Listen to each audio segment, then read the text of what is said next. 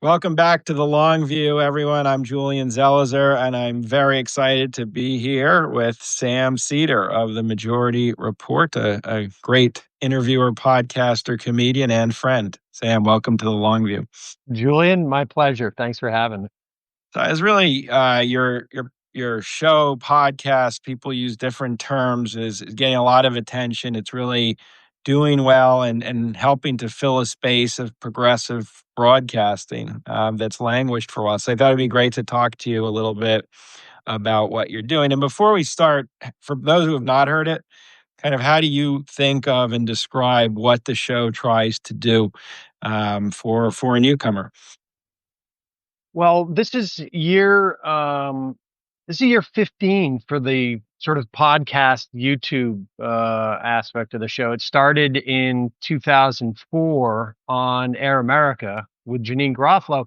And in fact, last night I went to a live showing of The Best Show on FMU, or it's called The Best Show now, with Tom Sharpling. It's community. It's the first Majority Report actually happened on 2 hours of The Best Show on community radio, WFMU, right across the river in New Jersey. On February of 2020 of 2003, in the build up to the Iraq War. And at that time I just had a feeling there was no mass media for anybody left of the Republican Party. And over the past 20 some odd years, that has been sort of like filling that space. Obviously, it's changed dramatically over that time, MSNBC and then and others. But um, I try and do two different things on the show. One is to broaden people's awareness of policy and positions on the left through interviewing folks like yourself to people who are, much further to the left, essentially, and um, and covering the news from like an ideological perspective. And then, sort of because of YouTube and the prominence, part of what we do is try and intercept the relationship between a right wing talkers and their audience. Mm. So, it was we tried to do that with the late Charlie Kirk, Ben Shapiro, Steven Crowder, Tucker Carlson, on and on and on, Joe Rogan. We try and provide a corrective for what I feel is very often either misinformation or a different perspective, ideologically speaking. And when you started on Air America in 2004, before that, you'd been a comedian, you'd been an actor, film, TV. And so that was a change. Although you did it with Janine Garofalo at start, who's also a comedian. How did you think back then of the connection between the way you did things before and the way you were going to do things on air and trying to understand progressive views for a political audience? Well, I had always sort of straddled these two different worlds of politics and acting since I was in high school.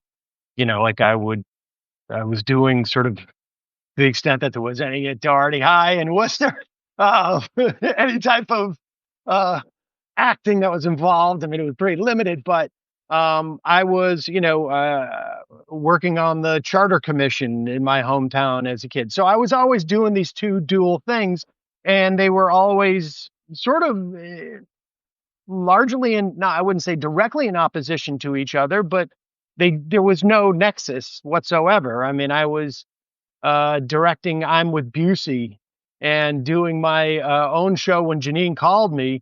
And she knew I had a deep interest in politics. And they had asked, and I had done this one off for 2 hours a year earlier because of the war. And she asked me to do it. And I thought, okay, this is something I'll do for 6 months because I really feel that the country is in great peril if George W. Bush wins the election. And it, it was it was an adjustment, but a lot of my understanding of narrative and telling a story came into the mix. It was a very different type of medium. The arc of the story that I was telling was either in a 15-minute segment or over the course of a 3-hour show or over the course of a week or a year. I mean, I had all these sort of narratives that I was building at any given time. Um, and but it was also sort of difficult because, I would make a half-hour show, and the amount of time that went into a half-hour show was months, literally months. And now we're doing 3 hours a day. And so that took a while to adjust to the idea that, like, the what I'm crafting is going to go away very quickly. And the only other thing I would say is that I really had a sense of I have no business doing this. And it's a really important. I mean, I remember riding my bike out to try and get audio during the protests of that was in New York. And people, when they didn't know what I looked like, and I don't think they expected me to be riding around on a bike with a microphone taped to my bike. But when I would meet people and they realized that that I was on Air America, they were so thankful because they had not heard anything like that before, and they felt very isolated. And so I, from the very beginning, took it very, very seriously. Felt like I did not belong in that position, and I had to earn it. And so the amount of reading that I would do on a topic, I have come to understand is significantly more than most other people. I don't want to say all people, but most other people in this in my specific niche of like YouTube commentary. A lot of people just I just felt like I had no business being there, and by the end of Air America, I was finding that, like, if I interviewed a reporter on a long piece they had done, I specifically remember somebody had written a piece on Jack Abramoff, Hmm. and over the course of the interview, I was telling them things about Abramoff that they did not know, and I'm like, what's what's going on here? And and I remember filling in for Keith Olbermann while it was actually literally the last couple of weeks he was on MSNBC. I was going to be hired as his sub, and realizing, like, even not all, but like a significant percentage of those producers in there who were all ideologically, at least theoretically aligned, they didn't know stuff that I knew about Social Security or about, single payer healthcare or, whatever it was at the time. And I realized, like, oh, people who I went in here with such a, I guess a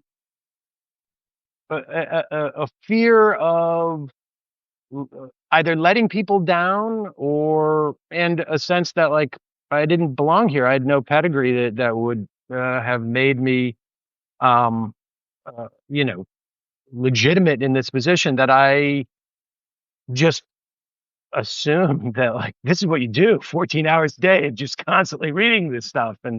Um, and so that's basically been the way that I have operated through the years. It can be exhausting. And before we move forward, I mean, putting aside internal issues for Air America, just looking back, why didn't it folds ultimately? Why do you think there wasn't space, if that's how you think of it, for a I mean, network, a There, progressive there, network? there was definitely space. We had the numbers. I mean, we were winning some markets. We were more than competitive. But I could give you one sort of perfect example. Um, Early on, the Rockettes went on strike. Like, I can't remember if it was like 2005 or late 2004, Okay. and we were on WLIB, and the Rockettes go on strike, and they put an ad on our network, and within days, management came to them and said, um, "We will get to the table with you negotiating, but you got to take that ad down," Hmm.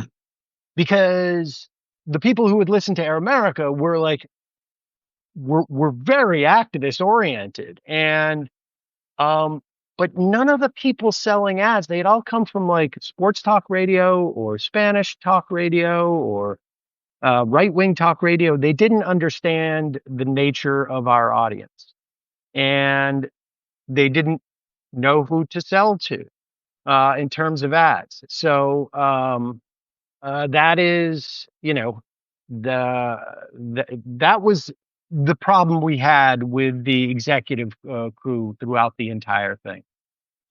And I read, by the way, I guess there was Um, a get. Oh, sorry. Go ahead. Julian, can you give me 1 second? There's somebody knocking at my door. I got to Go take for it. it. Yes, Bear with Substack. me. I'll keep All right. talking. I'll Okay. talk while you do it. This is the beauty of Substack. And I do urge you to listen to the Majority Report. And there's a lot of, conversation about how conservatives have really, um, dominated the podcast sphere. And I think there's examples like this that just cut against it, and they're gaining steam. And here's Sam back. I All was right. just Sorry about that. We're so all set. it's fine. And so I read, like, I think it was an article in 2008 or something, that there was a gathering at a bar called Rudy's Bar and Grill near where Air America was, where progressives would get together Thursday night, have beers, and talk about politics. And you were quoted saying that that was actually important to building a community. Do you remember that, and kind of like, looking back, was that important too? The extracurricular kind I of mean, networking? I don't particularly remember that. I mean, it's, you know, Too uh, many beers. too many beers. There's been a lot of different bars over the years that I have gathered at with various communities, but in general, yes. I mean, and particularly, like I think in that era, it was the blogs, and so yearly codes, which ultimately evolved into Netroots Nation, particularly in that era was really important. I mean, just having a sense of community, and I think some of that started to form too in the wake of the Dean campaign. Mhm. Howard Dean's politics were not necessarily, ones that I would praise even at that time. Although he was anti-Iraq War, which was really the big thing. But the politics that he practiced, at least in the context of like how he raised his money, and how oriented they were to sort of like being people powered in 50 states. That was sort of the forerunner of a lot of that we still see today. I mean, sort of not necessarily from an ideological standpoint, but you see it in the context of like, you saw it in Obama's campaign in '08.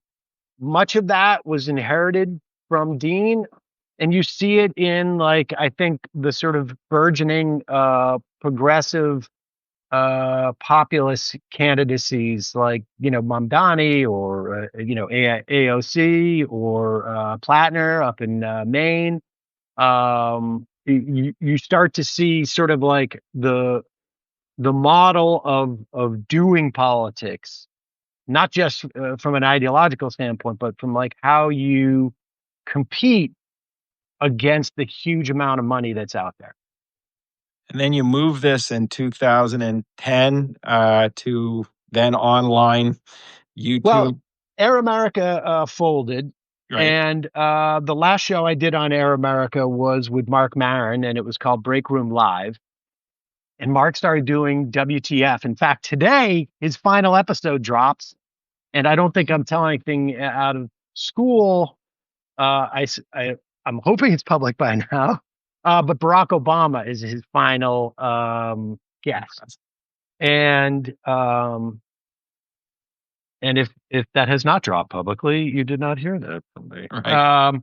But and so I wasn't sure what to do. I was going to go back. I had been writing, I'd still been writing sitcoms through the first couple of years of Air America. And, but show business was changing from when I had been in it, like, 5 or 6 years before. And I wasn't sure if I wanted to go out to LA, which I don't particularly like. And, and he started doing his podcast. I think it was like in 2009 or 10. I think it started the fall of 2009, I want to say. And just as Air America was ending. And I wasn't sure what to do. And I started putting out these videos once a week called That's Bullshit, which was just sort of like a way of pushing back on narratives that were out there. It was just something for me to do in between. And then I was at Netroots Nation that summer of 2010. And I ran into a guy who I only knew through my radio show as a fan. He, in fact, had set up a movable type blog called Adnags. Okay. That was ostensibly Adam Nagorny's personal blog, and during the 2004 election. And I had been writing it because I knew people on the bus. So I would get information from reporters on the bus and make it as if Nagorny was writing his junior high school diary. And largely this was to push back. There had been a sort of like a long compilation of all his headlines about Kerry, which would like Democrats too worried Kerry's being too tough on the military. And then 3 weeks later, Kerry's being too weak on the military. And, so it was, that type of stuff. And so this guy had set up the tech on it. I had never met him. And he's like, Marin's podcast is starting to do well. You should do one. And I said, I would want to take phone calls because that's what I really enjoyed doing. And he's like, I can build that for you. And he ended up building my entire infrastructure. It's now called Fans FM.fm. People can use it to like take memberships and take phone calls, et cetera, et cetera. And I came back in the fall and ran in just coincidentally to a guy who had worked at Air America, and he's like, "What are you doing?" I said, "I'm thinking about starting this podcast, but I don't have any money. I don't know how to do it." He's like, "I'll help you." And his name was Dorsey, and so Dorsey was my first producer. He ended up going to BuzzFeed because at that, a couple months later, because they could actually pay him like benefits and whatnot. But 15 years later, Dorsey is back working for me, and we're able to provide him with benefits. So I feel pretty good about that. And I mean, in terms of so now it's been on for a long time. How is it different the way you do it from what you did on radio? I mean, is it the same thing? Are you transferring, other than the calls, the same style? Or do you think of podcasting as really a different kind of communication art form to do it well? I mean, it has varied based upon the audience because when I was on Air America, if we had somebody on, it was a particularly in the early days, it was a very reasonable thing to say, we're going to make this person's book #1 on Amazon. And we did that with a half a dozen books. And the responsibility I felt at that time was like my job, and I still feel this way, but it's not as there's more opportunities. But at the time, I was like, my job is to amplify these voices, right? Like Julian Zelizer comes to me with a book pre-Air America. I'm sorry, that book is just not going to reach its audience because, we're going to say like, oh, we want, this history book on politics with a perspective on what happened. But we had the ability to sort of like, okay, here's your audience, and drive. And that was a big part of what we wanted to do on Air America. But because, we had millions of listeners at any given, moment throughout the day, because you're on 50 stations, LA, New York, Boston, Chicago, Miami, Portland, Seattle, Dallas. I mean, and then when I moved to a podcast, it's a much, much smaller audience. And so the idea of like fundraising for candidates, or getting someone's book to be at the top was a much harder goal. We could sell some books, but it was really more about like speaking to an audience that they themselves have some other audience. So a lot of, I think, our listeners are people who, they may be a shop steward in their union, or they may run a progressive organization, or they work in a staff on the Hill, et cetera, et cetera. What's changed over the course of those 15 years from that perspective of like, I mean, my late co-host, Michael Brooks, and I would joke that we have an exclusive show. Like, this is we're not doing a survey class here. This is like, we have an exclusive audience, and we want people who are sort of like intermediates. But YouTube, over the past, I want to say 9 years or so, has really changed and has become more like AM talk radio. This, Mm. in the past 28 days, I literally just checked this before I came on. Our unique audience is over 4 million people. Wow. With all the clips and whatnot. That's on YouTube. I mean, our unique audience on audio is probably north of 150,000 over the course of a month. That could mean they watch one show, or they listen to one show rather. But with some piece of our content, we're reaching at least 4 million people plus a month. And that begins to change your calculus as to, what we can and cannot do. So like, we're starting to like talk about candidates a little bit more, or we're trying to find, books that can find a new audience, or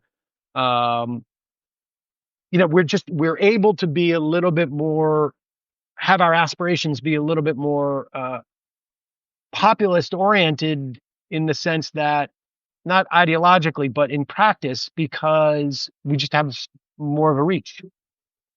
Why are the shows long, by the way? And I don't mean yours, but podcasting is many of Well, these. you could mean mine.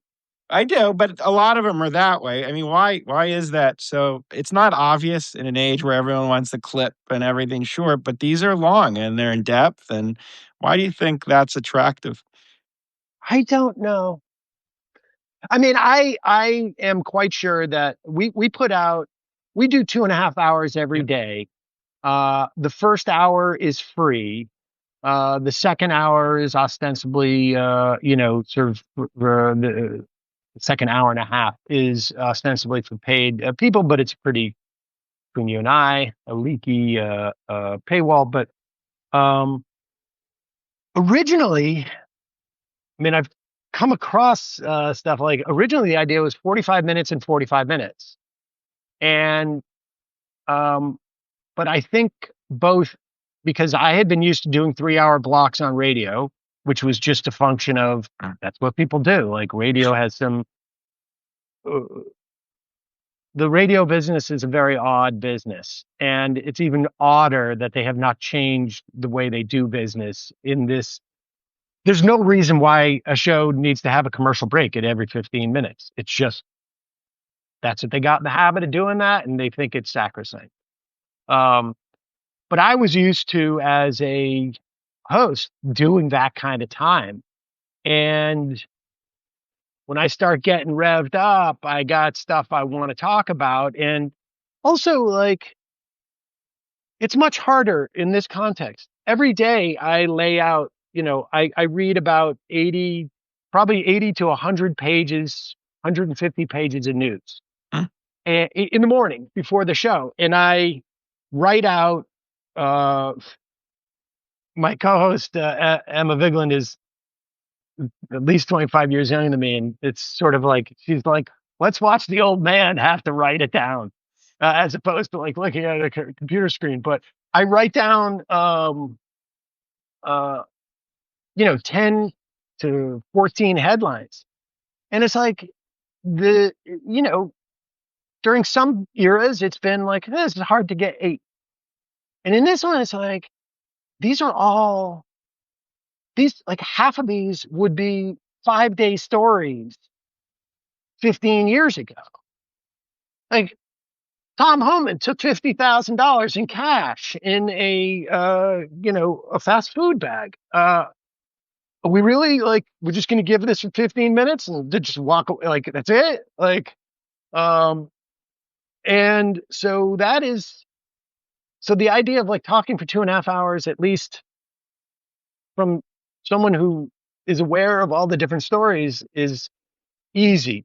As a consumer, I don't know how people do it. Like, I imagine, I mean, a lot of times I think people put us on in the background, like Yeah. AM talk radio. Um, I also think that our numbers would probably be higher if we had shorter shows. Mm. But you know, I have an implicit promise with the audience that I've maintained for 20 years now, and it's just probably, I'm going to have to retire before I'm able to shorten the show. So. So I just had a couple more questions, and everyone listening live and who listens on tape, thank you for subscribing to the Long View. And I always ask if you'll consider being a paid subscriber. That'd be terrific. Helps me bring great guests like Sam to your attention. And so now there's a bigger space, I think, for the non Joe Rogan world. You've gotten a lot of attention. Hassan Piker's gotten it. And then you have a more kind of center liberal view with Ezra Klein and Pod Save America and that world. I mean, how do you think of your cohort vis-a-vis someone like Klein? Is it simply perspective, a little different, or is it a different kind of broadcasting that you're trying to do? Well, I mean, Klein is a different. It seems to me to be a different sort of, um, in its own category. Um, as opposed to like Pod Save, or there's actual, like, or even like a Midas Touch or David Pakman. I mean, they all provide different things. They have I mean, Midas Touch has a massive, massive audience. I Mm. mean, massive. Um, and Pakman has a larger audience than I do too. It's a different type of left of center, or politics in mind. I mean, but um, Klein, I feel like he has a relationship with lawmakers that none of the other people have. Even the Pod Save people, I don't think have that type of relationship with power that Klein does. And um, you remember David Broder? Yeah. That's where I would Washington put. Post. I would put, someone who was um, trying to hold down some supposed center that was, um, ostensibly, their position in the center was not ideological but pragmatic, but it is more ideological than I think is led on. I mean, I think Ezra, if he was sitting here, would say, like, the three of us share the exact same politics. And there may be, I would imagine there's probably at least some crossover, significant crossover in policy recommendations, but the politics are actually very different, I think. And how those things, um, and they're not just arguments as to how to get to be in a position to implement those policies. It really is a um, reflection of what political culture Mm, you subscribe to, and then that I'm convinced that that is formed by that is an influence that is that impacts that is impacted by ideology. So, for example, um, you put aside Cuomo's failures as a human being and as a governor for a moment. Let's just like look at uh, the race he runs. Or you could have also said this about, really, frankly, Kamala Harris in many respects too, maybe even more so, um, versus the sort of more populist-oriented campaign. The ideology of, I think it's, a sloppy term, a neoliberal, but the ideology of people who come out of corporate America, whether that's, in the case of Kamala Harris, her brother-in-law from Uber, who was a primary advisor to her campaign. Was it Dunn, who was literally the lawyer for Google when the U.S. was suing them, and she was doing like some of the debate prep and other advising. I think that corporate mentality, um, there's a mentality in that world that profit seeking, rent seeking is um, it is the American way. And it's not perceived as an ideology. It's perceived as like, this is just what you do. This is like air and oxygen and water. Um, and because that mentality, which, to the extent that I've been exposed to corporate America, it seems to permeate it all, from the C-suite that is looking for, that is making decisions on the future of the corporation based upon the stock value, because that's their compensation package. And it's almost as if they have like a cottage industry that sort of swims alongside this whale, and they only care the direction of the whale is really more of a function of how it impacts, their little cottage industry. Or people who are in middle to lower management who are like, I'm not going to stick my neck out here. Like, doing this may be better for the company, but seriously, like, I, I'm going to do what's best for me. Well, people come out of that milieu and they provide consulting for campaigns, and it invariably um, pushes candidates to the center. It emphasizes spending money um, on TV and media because they get a 15% vig on that, as you may or may not know, which does not happen on the Republican side. mm, They don't have the financial incentive to necessarily load up on big media. Um, it's, like the dirty little secret about Texas is every year there's consultant class who are really incentivized to say, we're going to win Texas this year, because then they raise money. It's a huge media market. They get their 15% slice of that. And that's what's going on. I mean, I don't think in their minds it's nefarious. I think it's just, that's the way the world works. One could argue like Donald Trump doesn't think what he's doing is nefarious. He's just like, I'm in this position and I monetize it. And that's what it is. And I think like that is reflective. It is very hard to have that attitude. I'm not saying you can't find people who do that, but it's very hard to find people who are as earnest as those people on the sort of like more progressive left, who are involved in politics, who have that same attitude, in terms of, we're going to do stuff that's going to help us win, versus we're going to do stuff that's going to help me and also help us win. And I think that's been a problem with democratic politics. I don't know how I started this, but I would But suggest as you that like reclined, yeah. I would suggest that yes. I don't know what he started out thinking abundance that book was going to be in what environment, but I'm sorry if you read that book. Uh, and I've seen like critics being accused of not reading it. I question whether proponents of that book have actually read the book, because if you look at the book in its totality as if it's some type of movement, I mean it falls apart.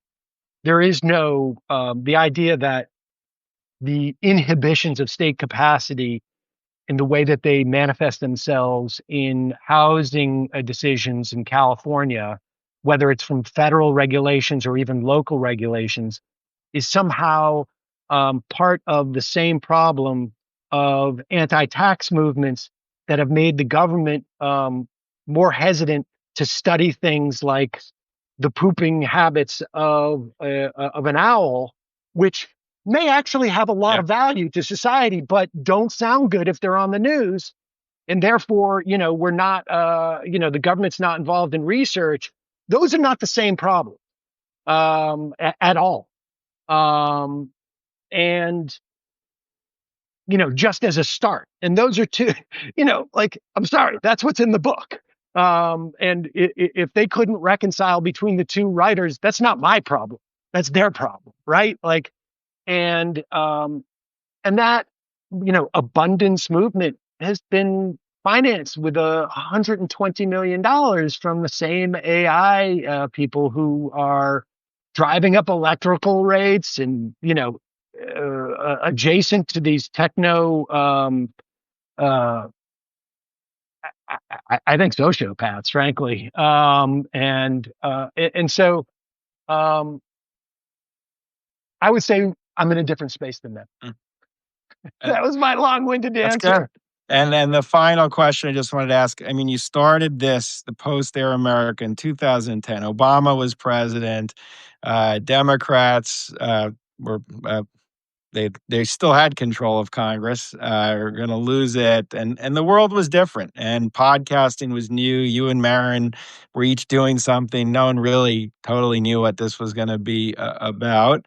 And now we're in an era where you have deportations, troops on the streets, kind of government policies to really suppress freedom of speech, et cetera, et cetera, et cetera. You said, I think the other day, a lot of this stuff's a joke until it's not. You said on, and we're in the it's not phase Yeah. at this point. So, how do you think, looking back and where you are now, kind of what are the challenges you're going to face putting on what you want to do in this era compared to where you started?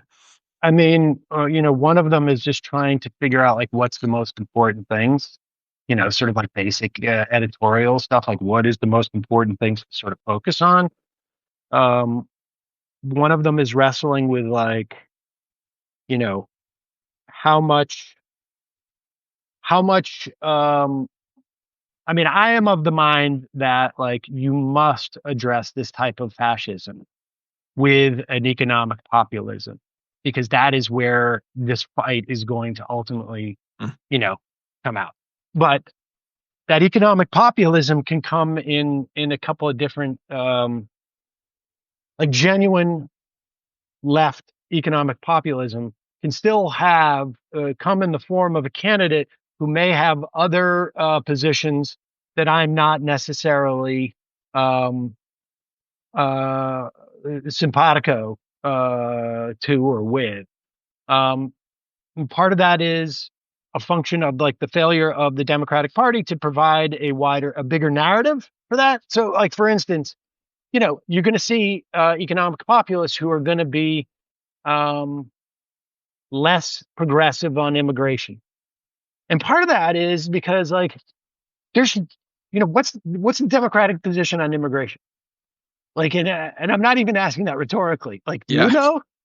not sure. Because I follow this professionally, and I don't Yeah, know. no. I mean, I know there was a bill that Biden had 2 years ago, but Yeah, like Chuck Schumer's like, don't worry about Abrego Garcia. Well, okay, well, that was 6, 8 months ago. Like, what's the Democratic position on immigration?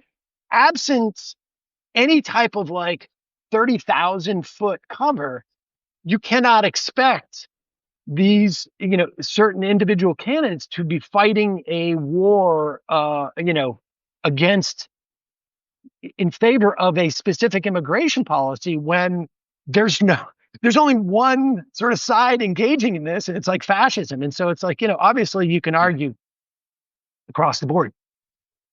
We should not be opening up the phone and being able to see, like, mothers, fathers, children, thrown out, with their car windows smashed and pulled out and whatnot, or federal troops brought in because they're fighting an army of people in frog costumes. Um, so part of it is like trying to figure out what's important in this moment. I think the biggest challenge is like uh, fighting back against these fascists, making people understand how problematic this is. Like in my personal life and talking to people, my sense is that everybody's just like, just got to get through these 3 years. And a couple of months ago, I sort of came to the opinion of like, if you had asked me in January, do I think there's going to be 2026 elections? I would be like, yes, of course. Don't worry about that. 2028, oh, yes, of course. Don't worry about that. But on top of the redistricting, on top of the getting, the purging of ballots, I think they're going to try and do. I mean, there's a whole host of things that I think they're going to do to try and make sure that they don't lose control of the House. I think they're very nervous about the idea of losing control. I think they know it's over if they do. And, but is it really that? I mean, they're coming after Act Blue. They're coming after Indivisible. These are not radical organizations at all. Not at all. I mean, almost ridiculously slow. Almost to the point where, like, like an Indivisible, I've been like, they're doing good work, but I've, been like, ideologically speaking, I don't, they're not, they're normie, very normie organizations, and they're gonna be targets of this administration without a doubt, 100%. There are people who I know who are getting visited by feds now. We don't hear about it in the paper because nobody's going to write about it, but like this is happening with activists. I mean, there's a lot that's going on, and I think like the idea that people say like, oh, this will be gone in 3 years or 4 years, or I think that's a huge mistake. I think that's a huge mistake to I think we're in an era right now where what many of us might have considered to be paranoid um, years ago is just being cautious. Mm. And because I don't think, from what I've read, you don't become aware of these things until they're in your rear view mirror, and it's a much harder situation at that point.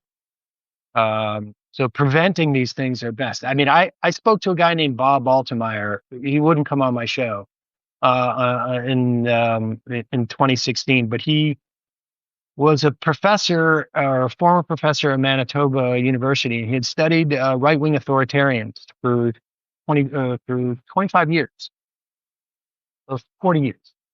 And he had written a book with John Dean. In fact, John Dean used him quite a bit in Dean's 2004 book.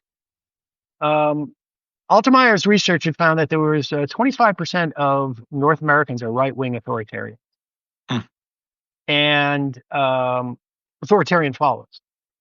And in 2016, in that summer, he was on. I think he was writing in a couple of places like, this is a real problem because you can't reason with these people. If they found a leader that they can coalesce around, you just need to defeat them. and he's since passed away. But I really do think that we're in that type of situation where this is a all hands on deck. Things like this No Kings protest that's happening next week, I think is really, really important in a way that protests haven't been important in the past. But I also think that like walking around with a whistle if you're in one of those neighborhoods where ICE shows up and just blowing your whistle when you see them and building solidarity across communities, super important.